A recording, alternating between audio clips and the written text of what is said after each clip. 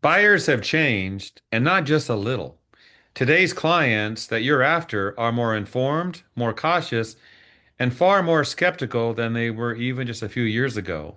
So, whether you're selling cleaning services, cleaning products, equipment, or full facility solutions, the old playbook of scripts, buzzwords, and rehearsed pitches don't just fall flat. It can push prospects further away.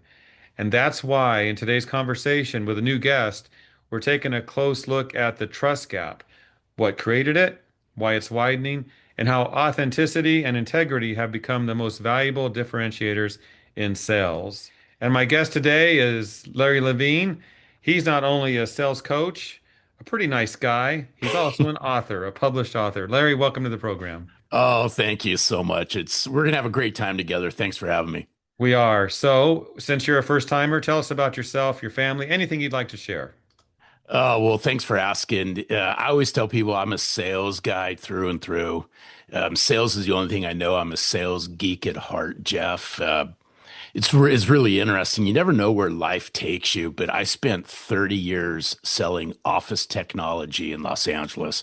I had three copier dealerships in Los Angeles. I sold things that required massive amounts of service that would break at the most inopportune times. But I learned something along the way in the copier channel. And this plays out in your world as well. I operated in a very relational heavy environment.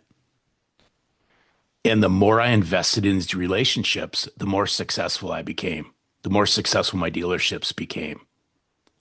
And so today, my big push is I'm leading a movement around authenticity and integrity and relationship building and sales. It's sorely needed, though everybody says how important it is. So I want everyone to really realize that without authenticity, without integrity, you're just another salesperson. I like that, and this issue of trust is so huge. I mean, we all hear the cliche that people buy from those that they trust. They don't really focus as much on the product or the service. It's that relationship, that trust they have in others. I don't know. That's how I see it, and I know it's an impact on how I buy services and products as well. Yeah, you really don't realize how important trust is until Hmm. there is no trust. And what's really interesting, in as I work with companies and as I work with executives, I always ask this question: Are you in the people business, and are you in the relationship building business? And 100% of the time, not 99, but 100% of the time, everyone says yes. And I go, then what are you doing to develop your people skills and relationship building skills in a world where trust is at rock bottom, where people are skeptical?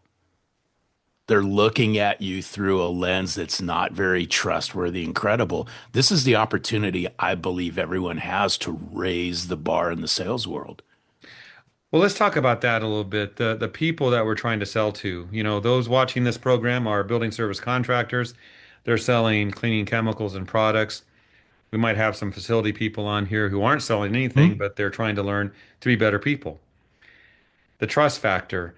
Why have things changed over the years? Because I think you and I are about the same age. We go back many years. It's a different world now. What's going on? I think first and foremost, I'm gonna use the T word. It's technology. So when you and I grew up, in our formative years, there was no technology. The internet wasn't around. None of this was around.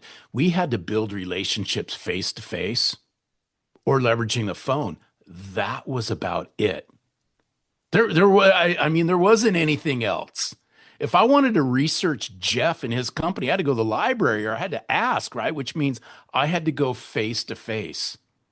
I think what's happened now is technology, and it runs rampant in every industry out there, is we're hiding behind technology. We're allowing technology to speak for us. And my big movement here at Selling from the Heart is this is still human to human. We got to push ourselves in front of technology. That's one issue. I think the other thing too is it goes back to this, and I'm a massive believer in this. So many broken promises, lack of follow through.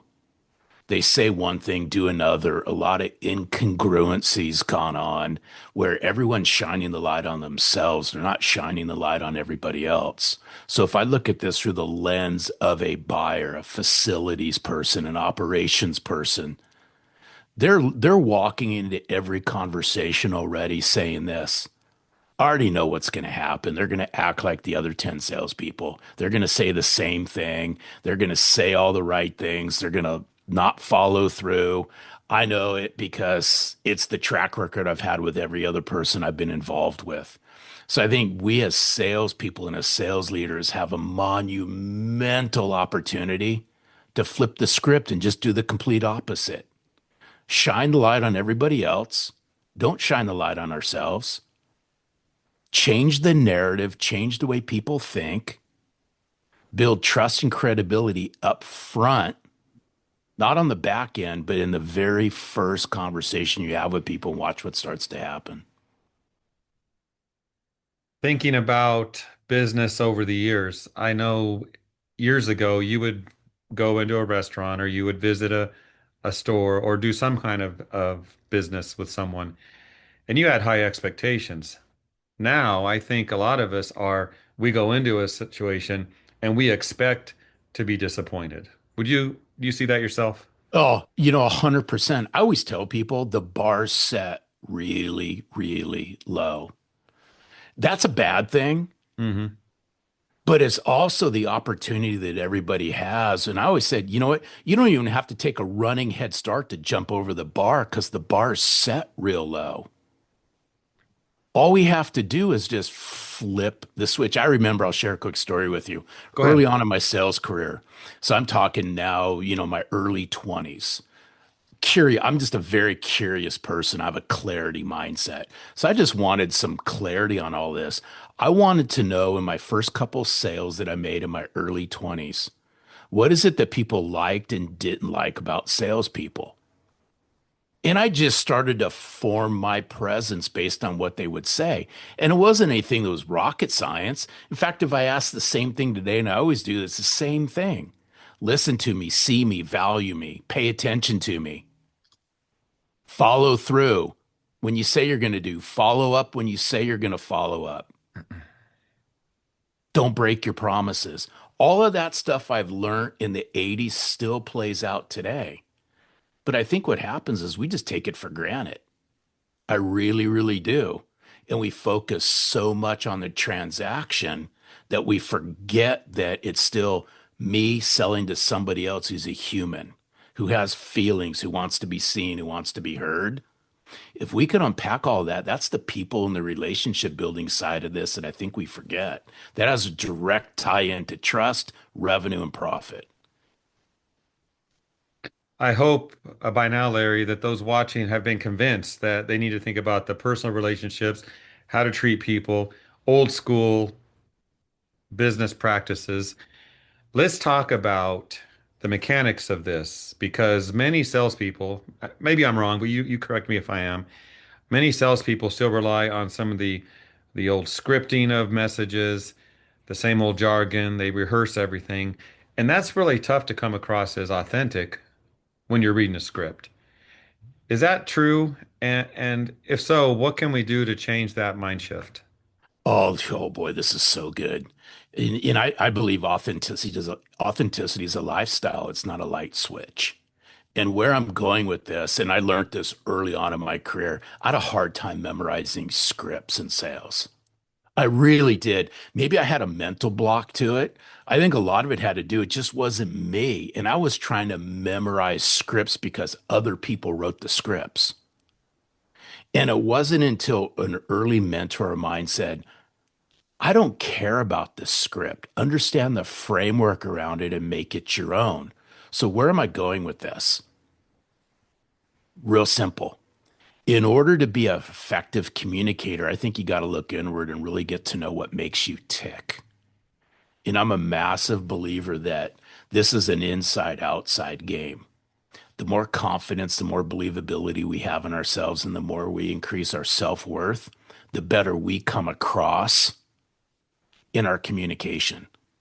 And when we try to walk like, act like, talk like, and carry ourselves like somebody we're not, people sense it immediately.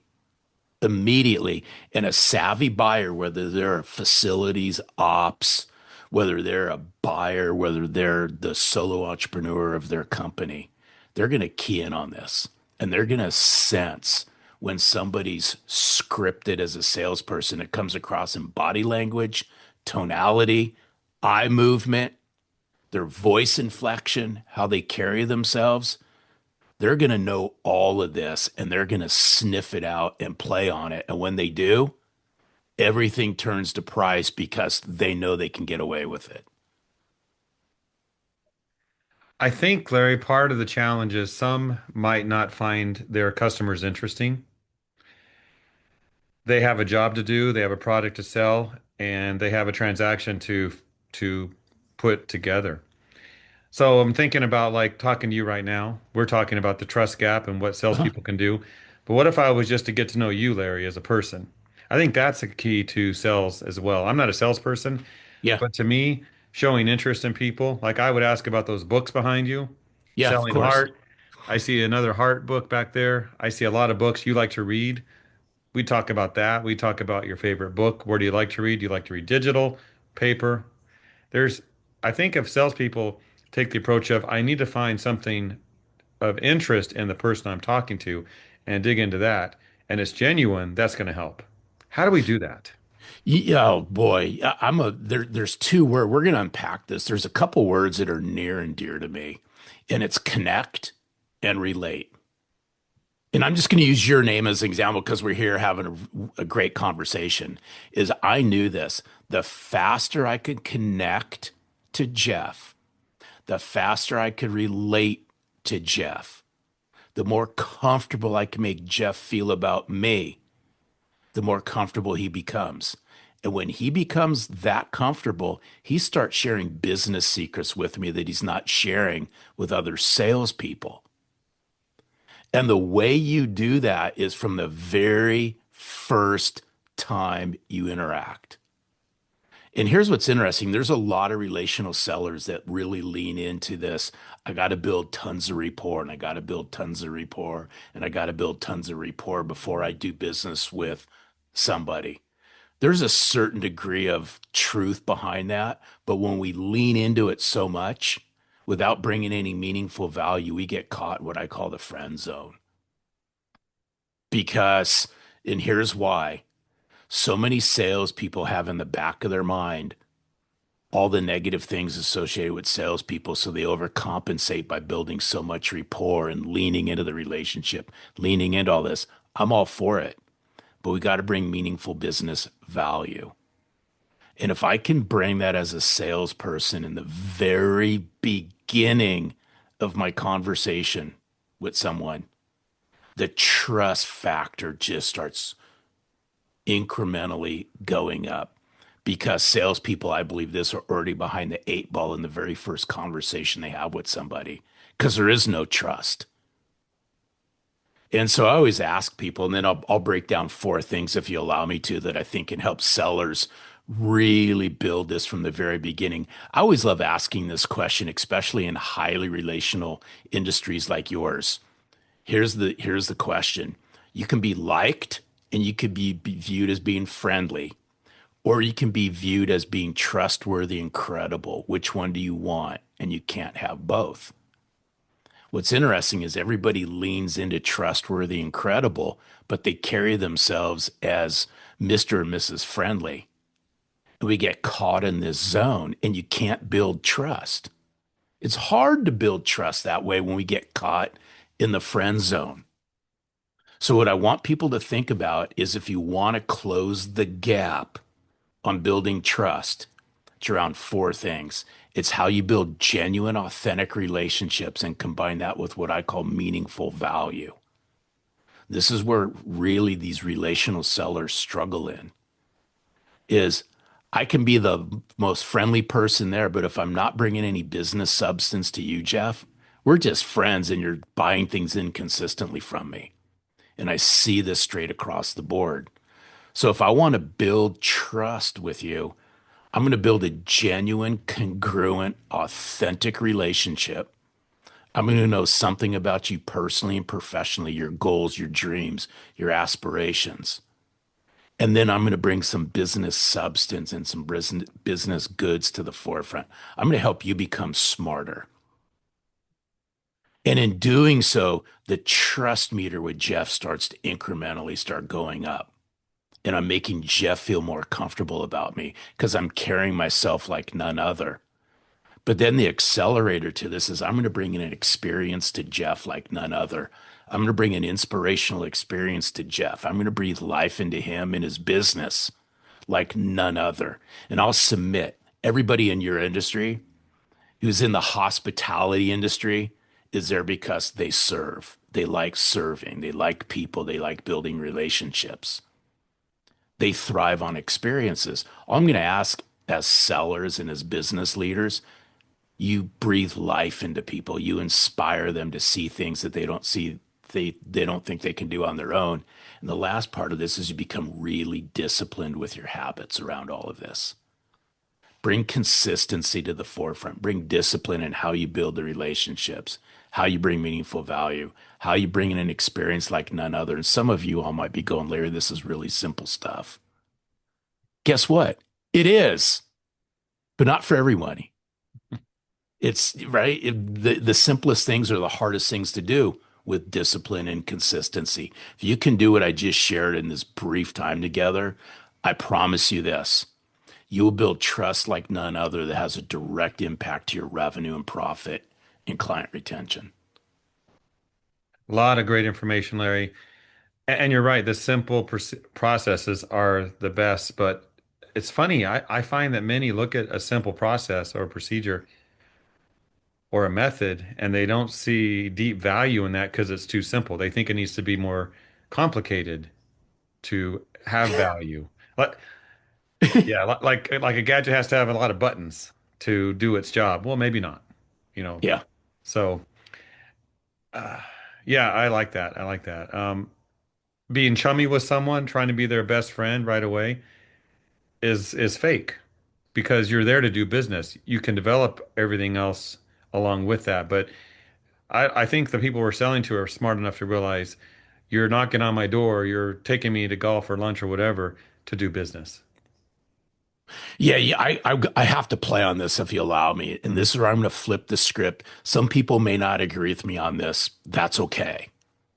But if you do this, I promise you this, you're going to completely change the narrative in your personal life and your professional life. It's not about report first. Hear me out on this. If I'm a salesperson out there, if I'm a sales leader and I want to get engaged in business conversations with key decision makers and influencers who have given you 15 to 30 minutes of their precious time, why do we waste 10 or 15 minutes of it talking about this, that, and the other? Why don't we get to business as fast as possible? The faster you get to business, the faster you set yourself apart. Guess what happens on the back end of this? Mhm. That meeting usually goes past 15 or 30 minutes, and 20 minutes at the very end is talking about personal stuff. Get to business as fast as possible and watch what happens as personal starts rising to the surface.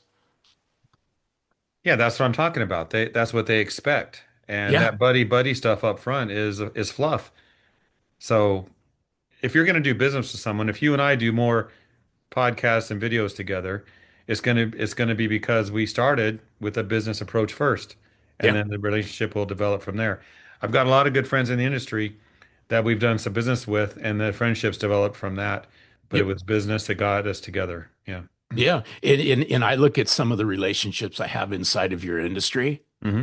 It happened because it was business first. It was business first. There was something that was said, an article that was read that piqued their interest, that got them thinking differently, go, I want to know more. And then it was through business that the personal happened. Exactly like you're saying.